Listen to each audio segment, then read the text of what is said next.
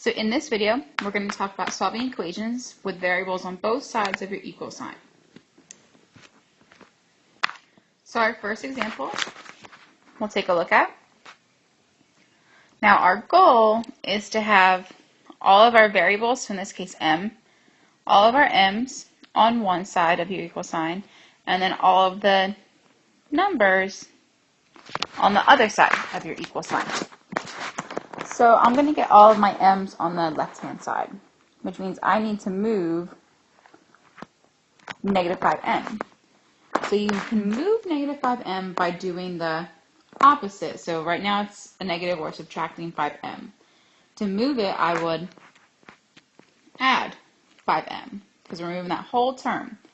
Now I need to do it to the other side of the equal sign.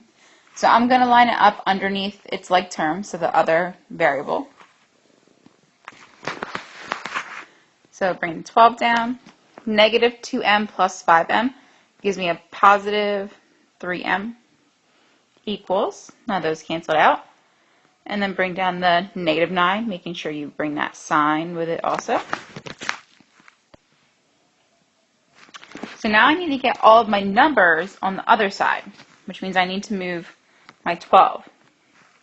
So that's a positive 12. To move it, I would subtract 12, and I need to do it to both sides. So that cancels. So I have 3m is equal to,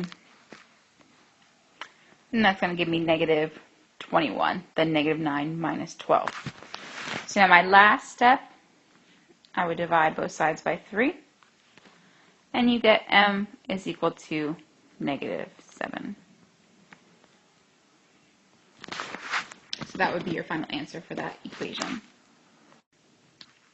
So let's look at another example. Here we have parentheses, which means that we have to distribute inside our parentheses.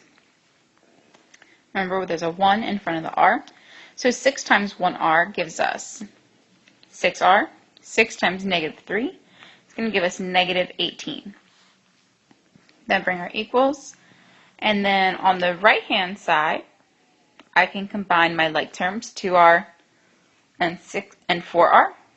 So 2r plus 4r will give me 6r, and then bring down the minus 17.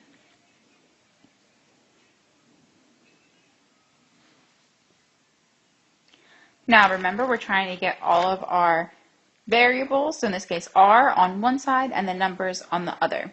So I'm going to move my 6r by subtracting it. That's going to cancel out. It's going to cancel out over here too. So I'm just left with negative 18 is equal to negative 17. This is not true. So this is a special case when our variables canceled out. It means there's no variables left. And you get the equal signs to, the different sides of the equal sign to not be true.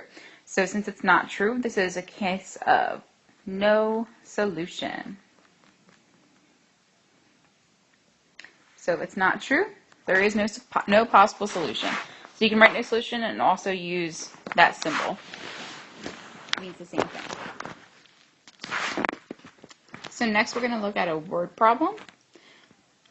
So this word problem says, one music app charges a monthly fee of $10 and $1 per song downloaded. Another music app charges a monthly fee of $30 for unlimited. How many songs would you have to download from the first store for the cost to be the same as the second store? So in our first store, it's a monthly fee of $10 and then $1 per song. In our second store, it's a monthly fee of $30. We're trying to figure out how many songs. So that's our variable. So you want to call it X or whatever letter you want to choose. So now let's see if we can set up an equation. So the one is $10 a month and then $1 per song. So since songs were our variable, what we're calling X, remember, then that means the $1 is going to go with the X because it's $1 per song or $1 per X. So I have $10 a month. That's not ever going to change, but the number of songs that we download could change. So it's $1 per song. We don't know how many songs. And we want it to be the same or equal to $30 a month. So to solve for X, I'm going to get X by itself by subtracting 10. So we get X is equal to 20.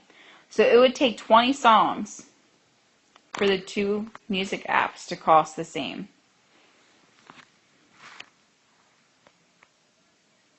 So let's look at one last example. I have parentheses, so I have to distribute. So 6x plus 8 is not going to change. 2 times 3x is 6x. 2 times 4 is a positive 8. So now I need to get my variables alone, so I'm going to subtract 6x to both sides. And it happens to cancel out on both sides, so you're left with 8 equals 8. So this is another one of those special equations where the variables all canceled out. You don't have any x's or other variables left. But in this case, we got the two sides of the equal sign to equal each other. It's a true statement, 8 equals 8. So if it's true, then you can have as many solutions as you want. Or we call that infinite solutions. So you could use the infinity symbol for that. So that is your answer, infinite solutions or the infinity symbol. So that's all for this video of reviewing how to solve equations with variables on both sides.